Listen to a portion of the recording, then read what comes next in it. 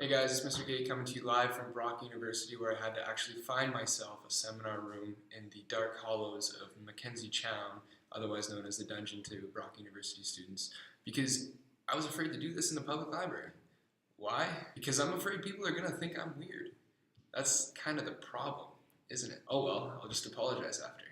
I mean, I'm worried about how I'm going to need to apologize for this video before I've even posted it.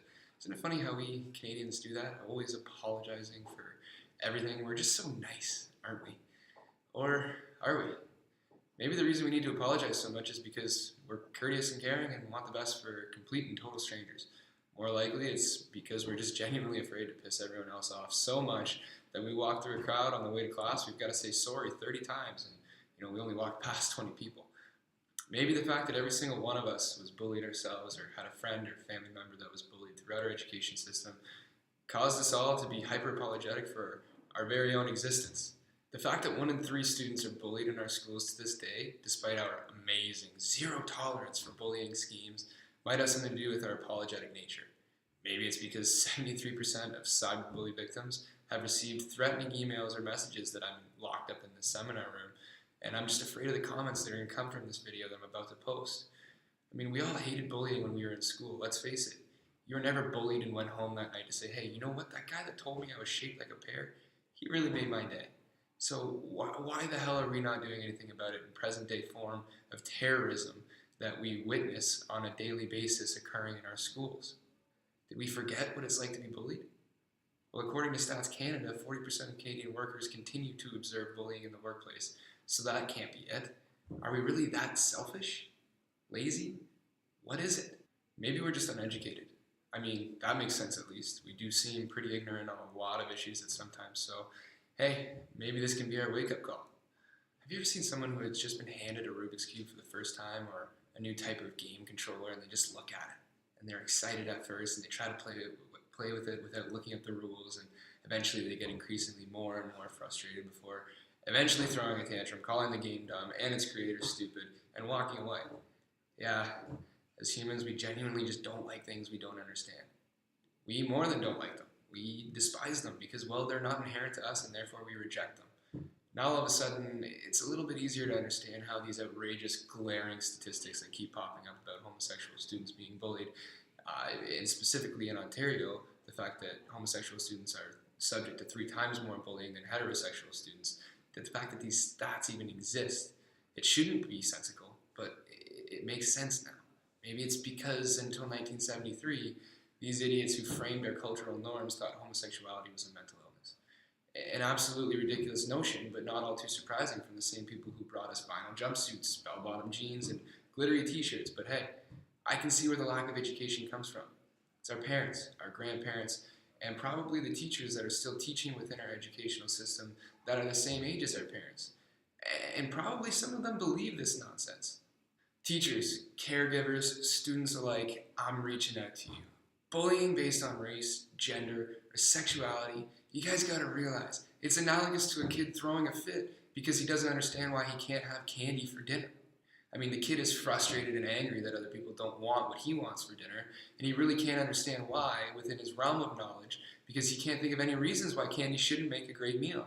I mean, it's delicious. So for those who have an understanding of nutrition facts and bodily requirements for essential vitamins, minerals, amino acids, protein, and the negatives of refined sugars, saturated and trans fats, I mean, they know exactly why it's wrong to eat gummy bears for dinner. But do you see what the difference is there? The lack of knowledge in that child throwing a tantrum creates an alternative perspective. When you're hard-nosed, stubborn, and unwilling to learn, it can be pretty tough to change the opinion on those delicious, chewy gummy bears.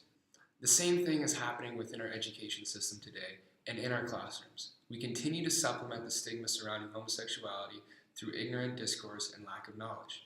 The only difference? By high school, at least our kids know they can't kick and scream about not having candy for dinner because their parents, teachers, and role models taught them that that was just an unacceptable behavior. When it comes to bullying based on race or sexuality, hell, it seems like by high school, these kids are just learning how to really make those words hurt. So what gives? Well, education.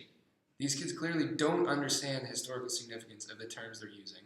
They clearly don't understand sexuality, and they clearly don't understand discipline. What do I mean when I say they don't understand discipline? If someone gets suspended for bullying their gay classmate, they might get suspended for a few days. What does that mean? Well, it means they might get to hang out with an assigned resource teacher for one-on-one mini sticks for 3 days straight. Yeah, mini sticks, a game, a fun game. I'm not just saying random nonsense here, guys. I have a colleague of mine who was just bragging to me about how he spent the last week playing mini sticks with a suspended kid he was supposed to be disciplining me. The unfortunate truth is these kids never really get educated on why what they did was wrong or why picking on someone for being themselves is cruel, because they never learned any better. He probably thinks the students he's picking on has something wrong with them because he just doesn't understand homosexuality. He doesn't understand sexual orientation. But he's been taught one thing from his parents and from the unfortunate acts of our society. He's been taught that being gay is wrong. We know that that ideology is wrong, and dating back to ancient Greek times, homosexuality has not only existed but been celebrated. And it's time for people in our day and age to wake up and smell the roses, people. Yes, the ancient Greeks. Plato's Symposium, the ever-famous writing, makes many references to the celebration of same-sex relations and the general Greek philosophy on sexual orientation being one of preference rather than a moral dilemma. Seen as a signal of masculinity in Greek gods such as Hercules or Achilles, Plato wrote in the Symposium his desires for an army of same-sex soldiers. People we idolize thousands of years later, like Alexander the Great and the founder of Stoicism, Zeno of Citium, were exclusively attracted to men. And yet I'm sure our students are never made aware of these cultural norms that existed in ancient Greece. Because ever since the development of Christian faith in the Roman Empire decided that this behavior was unacceptable and imposed this view on the world, I'm not saying don't be Christian, I'm just saying don't be ignorant and say that homosexuality is a newly founded mental illness when there's evidence of its existence and celebration before the Bible was ever even scribed. And yet in a world with many of our leaders being homosexuals, for some reason we're still afraid to talk about this stuff as teachers. Brief side note, for those of you who didn't know what I meant when I said leaders of our current world being homosexuals, I'm going to give you a brief overview. Tim Cook, the CEO of that thing that everyone has in their hands and can't put down, the iPhone. Apple, Ellen DeGeneres, the queen of everything funny that you couldn't find on the internet and in-studio dance parties. Anderson Cooper, one of the most educated and trusted news anchors in existence. Chad Griffin, president of the Human Rights Campaign. Yes, the frickin' Human Rights Campaign. And yet we're still afraid to talk about homosexuality in our classrooms. It must be that our boards don't want us to talk about this stuff.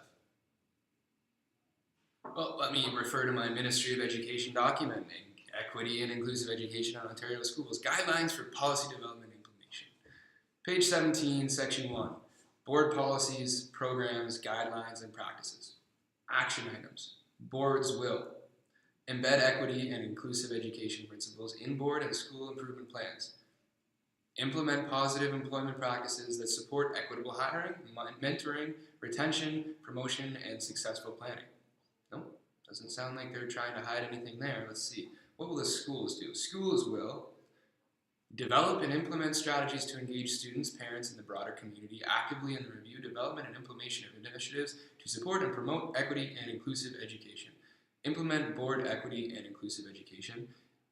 Implement inclusive education policies, programs, and action plans that reflect the needs of their diverse school communities. So we can't blame the board anymore.